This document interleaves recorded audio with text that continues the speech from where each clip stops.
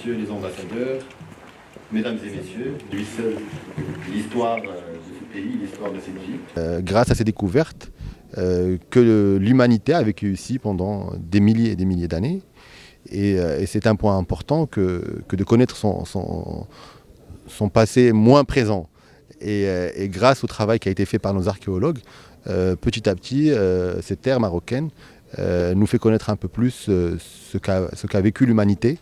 de par le passé, de par la culture qu'il y avait à l'époque, les découvertes et l'héritage qu'elle nous a laissé. Et donc c'est une découverte aujourd'hui majeure, comme je vous l'ai rappelé, qui a plus de 130 000 ans d'histoire et qui remet en cause l'histoire de l'humanité. Donc c'est un point aujourd'hui important à faire connaître à nos compatriotes, bien sûr, mais aussi au monde, aux autres pays, et qui certainement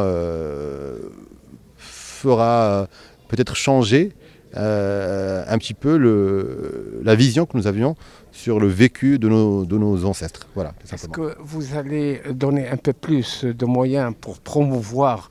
les recherches archéologiques au Maroc? En tous les cas, c'est un point nécessaire, c'est un point stratégique, parce que aujourd'hui, la culture, l'archéologie, le patrimoine ne doit pas être vu uniquement comme un plus pour une civilisation, pour une société, mais un point important, même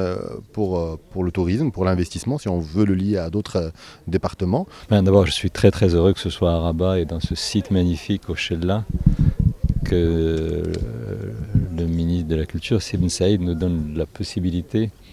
de partager avec vous tous et avec le maximum de nos compatriotes cette découverte majeure pour nous, Marocains, mais majeure pour l'humanité, qui s'est faite à Essaouira,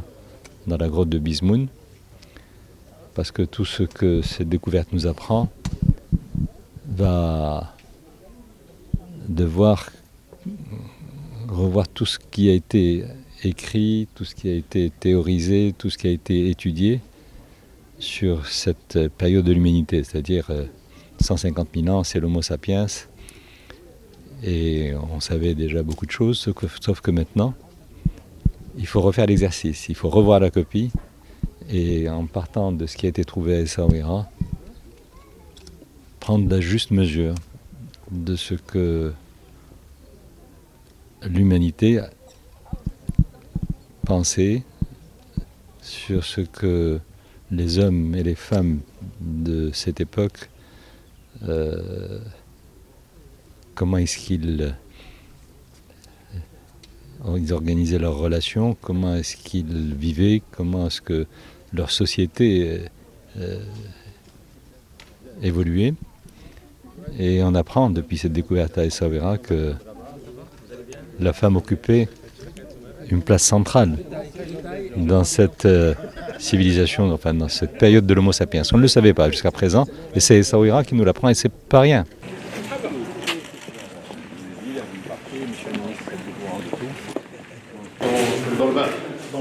La raison de cette exposition, c'est d'abord la valorisation d'une telle découverte qui a des implications non pas uniquement sur l'histoire du Maroc, mais sur toute l'histoire de l'humanité. Parce que pour la première fois,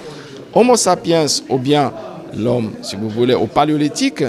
a pu utiliser des objets de parure pour des raisons soit de communication, soit d'appartenance à une ethnie, c'est-à-dire l'émergence des identités, et aussi la transmission des symboles ne peut se faire qu'à travers une langue. Donc, ce qui pourrait signifier aussi l'émergence ou bien l'origine des langues. Et donc, aujourd'hui, nous célébrons et nous présentons cette découverte, comme j'ai dit, parce qu'elle a des conséquences, non pas seulement sur l'histoire ancienne du Maroc, mais sur l'histoire de l'humanité tout entière. Donc, à la coïncidence, c'est une série de découvertes et aujourd'hui, vous la présentez d'une façon globale au public. Ça, c'est une preuve supplémentaire comme quoi le Maroc est vraiment un espace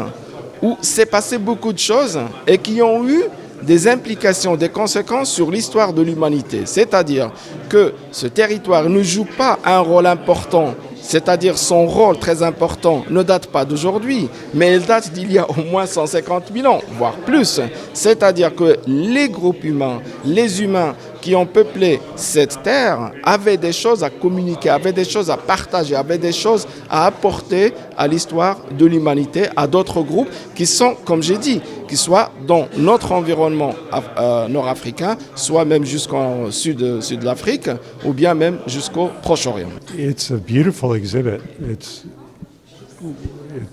Shows very clearly the work that we do and also the results that we've found, or the findings from our excavations at Bizimun Cave. And I hope it's the first of many such exhibits, not just about Bizimun Cave, but about all of the rich heritage of Morocco, because there's so much about the past of humanity that can be learned from studying sites in Morocco, and that's important not just to the country but to the world. So I'm very happy for this. For this site, yes, this is the first exposition for this site anywhere as far as I know.